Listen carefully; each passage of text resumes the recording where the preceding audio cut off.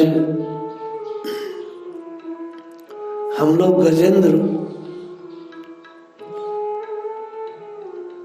की कथा को सुनना है पिछले 10 दिनों से, लेकिन सौभाग्य से आज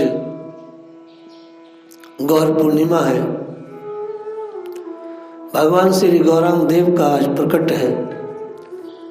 आज भगवान श्री चैतन्य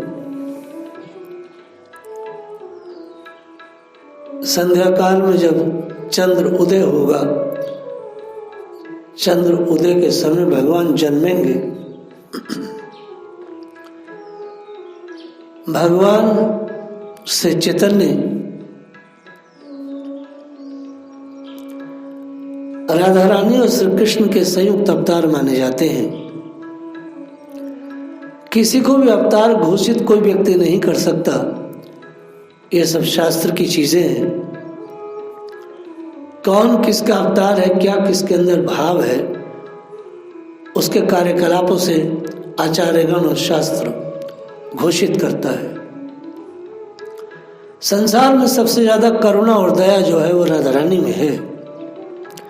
सबसे ज्यादा करुणा और दया मां में है। उस भाव को लेके भगवान के शरीर में अधिकता है।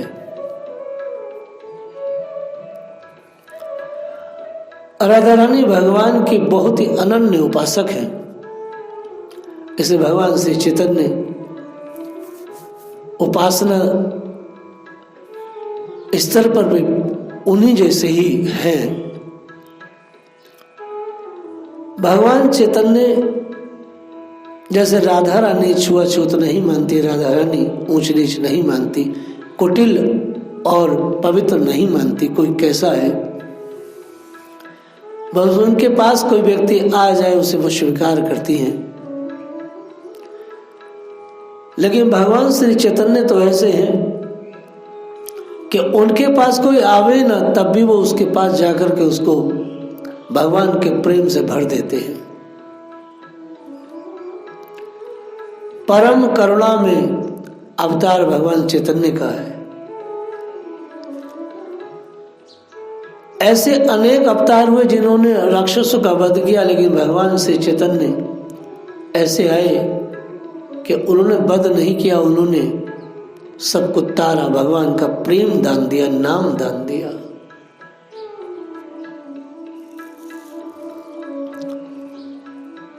तब भगवान ने अपनी तिथि को बड़े विशेष रखा, क्योंकि कलिकाल में भगवान श्री चैतन्य नाम के प्रचार के लिए आए थे। तो उन्होंने अपने जन्म की तिथि को नाम विजय उत्सव, जिसे हम होलिका के रूप में मनाते हैं, होली के रूप में, उसको अपने जन्म की तिथि को निर्धारित किया। क्योंकि लाखों साल पहले भगवान हिरण्यकशिपु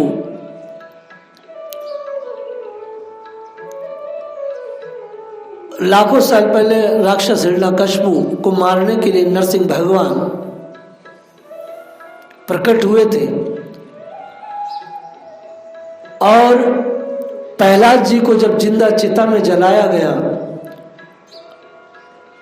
तो वो आज का ही दिन था। वह फागुन की पूर्णिमा थी, लाखों साल पहले की बात है।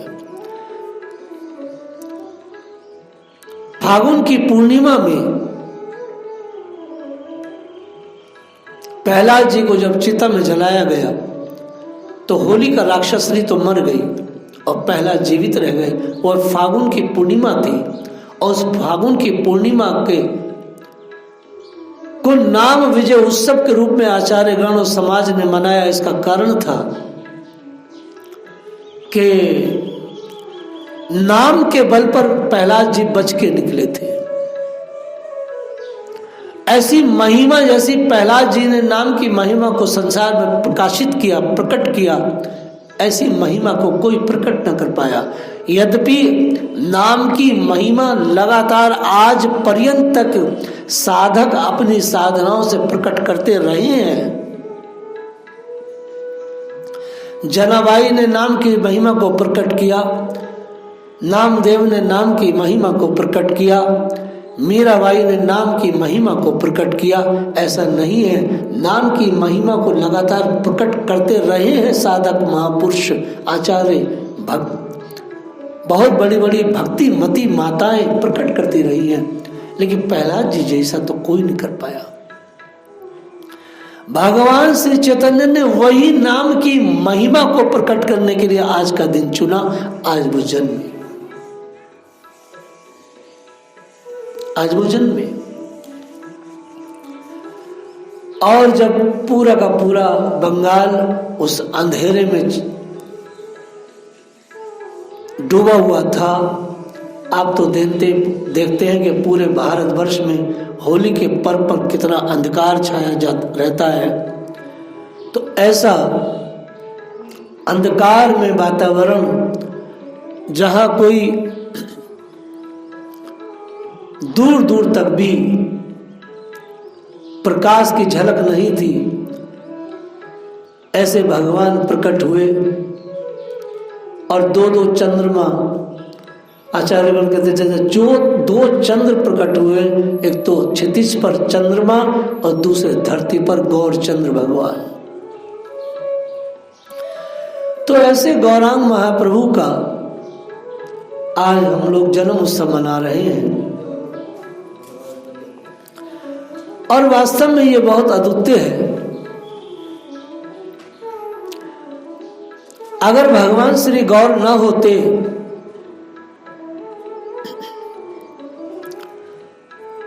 तो आचार्यगण कहते हैं जो सारे विश्व में ठाकुर जी के नाम की महिमा को प्रकाशित किया है प्रभुपाद ने, तो वो हो ना पाती। और आज पर्यंत तक भी गौर महाप्रभु की कृपा के बिना कोई भी श्री कृष्ण की भक्ति को सिद्ध नहीं कर सकता। भगवान गौर ने बहुत बड़ा काम किया। ये ब्रज वृंदावन पूरी तरह नष्ट हो चुका था। भगवान गौरांग ने अपने प्रथम दो शिष्यों को, रूप और सनातन को, इस वृंदावन को प्रकट करने के लिए भेजा। आज वृंदावन में चौओर जो हम लोग भगवान की उन लीला स्त्रियों का दर्शन कर पाते हैं, यह गौरांग महाप्रभु की ही कृपा का फल है। क्योंकि ब्रज वृंदावन पूरी तरह नष्ट कर चुके थे यवन लोग, और जिस समय ब्रज वृंदावन को प्रकट किया उस समय भी यवन थे, लेकिन महाप्रभु का ऐसा सामर्थ्य था कि उन यवनों के काल में भी हम ब्रज वृंदावन को बचा सके। भगवान बहुत ही करुणामय है और भगवान अपने नाम से लगातार उपस्थित है हम सबके बीच में। और जो व्यक्ति जितनी गहराई से ठाकुर जी के नाम के साथ है, भगवान उसके साथ उतने ही साकार रूप से उसको अपना अनुभव भी करा देते हैं। आज शाम को हम लोग भगवान श्री गौर का अभिषेक करेंगे और आज के दिन हम सभी लोग व्रत भी रखते हैं। जब सारे लोग इस अंधकार रूपी, जो वास्तव में होली कोई बुरा पर्व नहीं है, होली एक बहुत ही महत्वपूर्ण नाम विजय उत्सव पर्व है। प्राचीन काल में और आज भी ब्रज में प्रहलाद जी को याद किया जाता है। इस होली पर प्रहलाद जी के स्मरण की बहुत ज्यादा महत्ता है। जिस तरह से उन्होंने नाम को सिद्ध किया और नाम के बल पर अग्नि उनको छू ना पाई, इसको भी स्मरण करना ही चाहिए। भगवान गीता में कहते हैं, अर्जुन घोषणा करो मेरे भक्त का नाश नहीं होता। तो जो होली का राक्षसनी अग्नि के वरदान को लेकर के प्रहलाद जी को अग्नि में लेकर के बैठी थी, वो अग्नि ने अपने वरदान को छीन लिया और साक्षात होलिका को जला दिया और प्रहलाद जी को बचा लिया। क्योंकि प्रभुपाद जी कहते हैं, संसार में किसी देवता में शक्ति नहीं कि भगवान के भक्तों को जरा सी भी हानि पहुंचा सके। देवता लोग जितने भी हैं भगवान के भक्तों का अनुमोदन करते हैं और उनका सहयोग करते हैं। जैसे भरत जी, तो भरत जी को जड़ भरत को पकड़ के ले गए थे देवी के भक्त, और देवी ने अपने भक्तों को मार दिया लेकिन जड़ भरत को बचा लिया। तो इसी प्रकार समस्त देवी देवता भगवान के भक्तों का सम्मान करते हैं, उनका अनुमोदन करते हैं, उनकी रक्षा करते हैं, उनका सहयोग करते हैं। तो हम लोग गजेंद्र मोक्ष सुन रहे हैं। ये बीच में एक उत्सव आया तो थोड़ा सा मैं बोला हूं। सो अनंत सरयू वलेन गृहित आर्तो। आचार्य सुखदेव कहते हैं घड़ियाल ने गजेंद्र को जल में बलपूर्वक पकड़ रखा था, जैसे कि हम सुन रहे हैं, और 1000 साल से वो लगातार उसको पकड़े हुए था और उसको अपने मुख से, और लगातार चारों उसके जो पैर थे उसको जख्मी कर चुका था।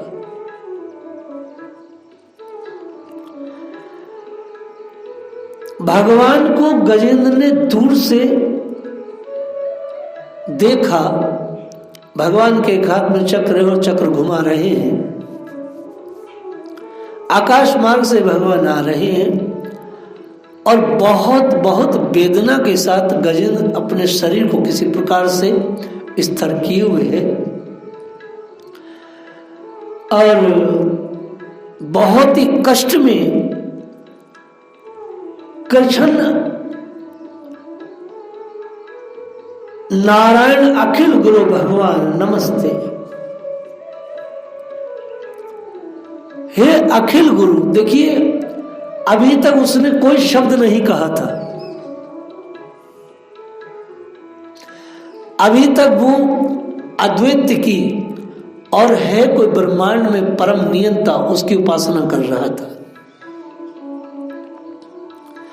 लेकिन जैसे ही भगवान को चक्रधारी ठाकुर जी को गरुड़ पर बैठे देखा दूर से, अखिल गुरु भगवान नमस्ते, अखिल गुरु, पूरे ब्रह्मांड के गुरु, हे नारायण आप सारे संसार के गुरु हैं।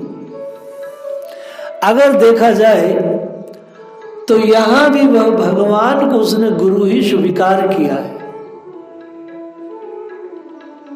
अब वो बहुत तेजी से आ रहे थे, उसने ब्रह्मा को, शिव को, वरुण को, चंद्र को, सूर्य को, किसी को भी नमस्कार नहीं किया, किसी को गुरु भी नहीं। अखिल गुरु भगवान नमस्ते, पूरे संसार के गुरु हैं, पूरे संसार के ईश्वर हैं।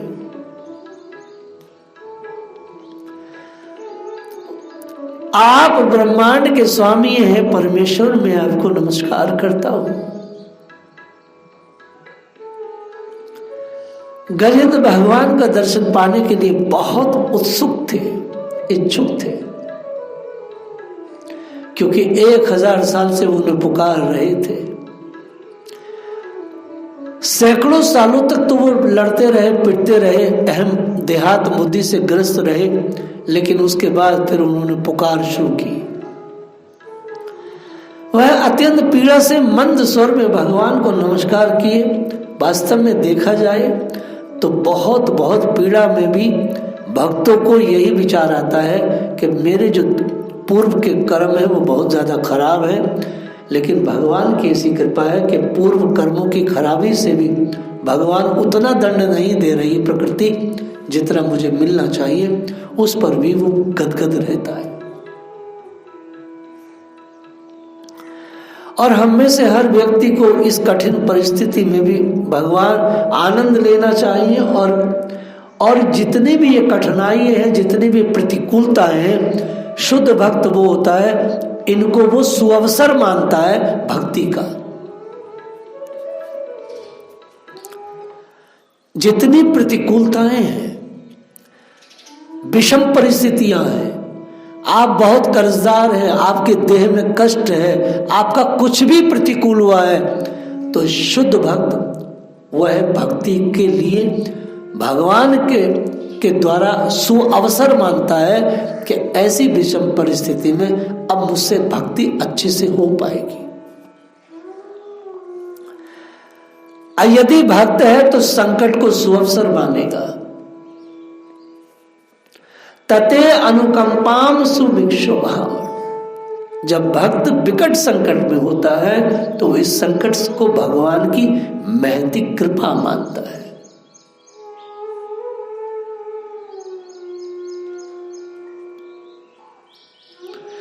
सुसमीक्षमाणा, क्योंकि संकट में निष्ठापूर्वक एकाग्र चित्त से भगवान का चिंतन करने का अवसर प्रदान होता है। भागवत का ये बहुत ही सुंदर श्लोक है। अच्छा भक्त की पहचान क्या है, श्रेष्ठ व्यक्ति की पहचान क्या है? श्रेष्ठ व्यक्ति की पहचान यही है कि वो भगवान और गुरु के प्रति दोषारोपण नहीं करता। उनके कारण भक्त ऐसी संकटपूर्ण स्थिति में फंस गया है, प्रत्युत्तर वह अपनी संकटपूर्ण स्थिति को अपने विगत दुष्कर्मों का फल मानता है, वो दोष नहीं देता।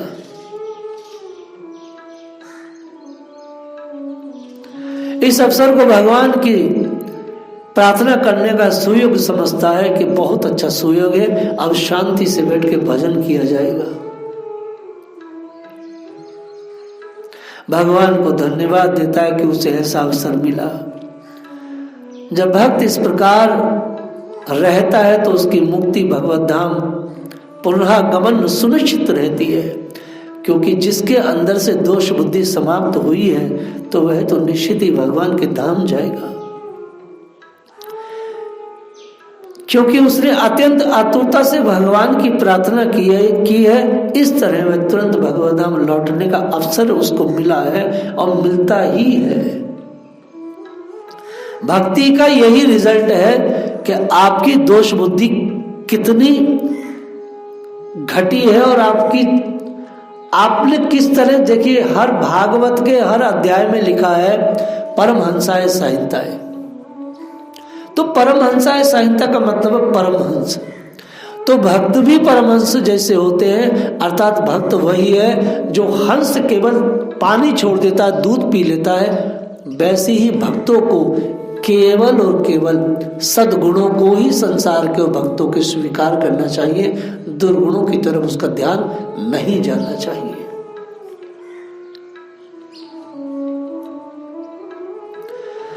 तम वीक्षे पीड़ित मजा सहसा वीर्या सग्रह मसु सहस कृपत जुहारा। आचार्य सुखदेव ने कहा, राजन उसके बाद भगवान ने गजेंद्र की ऐसी पीड़ा की अवस्था को देखकर अहेतु की कृपा वश गरुड़ की पीठ से नीचे उतरे और गजेंद्र और घड़ियाल दोनों को जल से बाहर खींच लिया। तब समस्त देवताओं की उपस्थिति में सारा दृश्य देख रहे थे, जो सभी लोग देख रहे थे, 1000 साल से देख रहे थे। भगवान ने अपने चक्र से घड़ियाल के मुख को अपने शरीर से, उसके शरीर से पृथक कर दिया और इस तरह से उन्होंने अपने गजेंद्र को बचा, अपने जो भक्त था गजेंद्र उसको बचा लिया। यह एक बहुत बड़ा एक छोटी सी एक बात है। भगवान ने खींचा तो दोनों को, शत्रु को भी और मित्र को भी। खींचा एक ही मुहूर्त में दोनों को, लेकिन सबसे पहले कल्याण किया तो गहा का किया, गजेंद्र का बात। गजेंद्र से अभी बात ही नहीं की भगवान ने।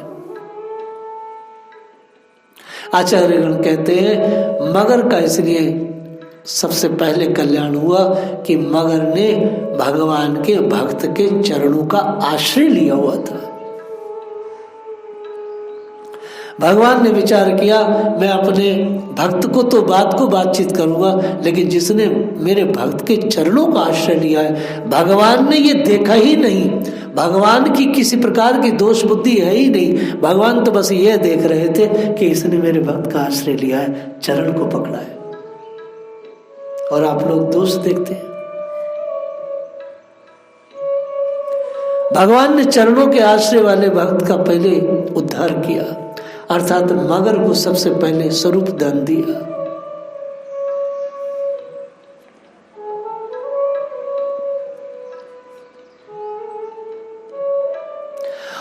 दोनों के दोनों भगवान के पार्षद बने।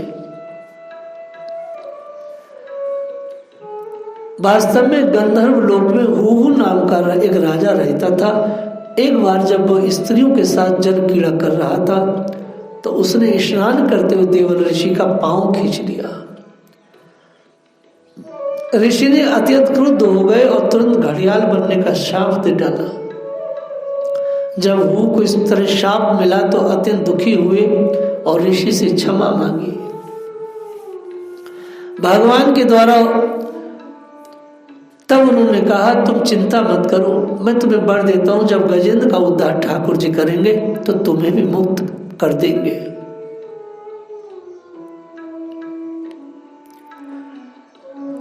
इन दोनों को सारूप में मुक्ति मिली है। नारायण के समान ही आध्यात्मिक शरीर प्राप्त करने की मुक्ति। और गजेंद्र के बारे में मैं पहले ही कह चुका हूं कि इंद्रधुमन एक नाम के राजा थे। कहने का तात्पर्य सिर्फ इतना है कि जो विषम परिस्थिति में भी भगवान की कृपा का अनुभव करे और दोष बुद्धि त्याग दे तो निश्चित भगवान उसको अपने धाम में ले जाते हैं, अर्थात उसे स्वरूप दान देते हैं, अर्थात उसे चिन्मय शरीर मिलता है, अर्थात ऐसा शरीर जो कभी पतन नहीं होता, लगातार फिर भजन भक्ति और सुंदर व्यवस्था। भक्ति में शरीर ही सबसे सुंदर और श्रेष्ठ है। जय श्री राधे।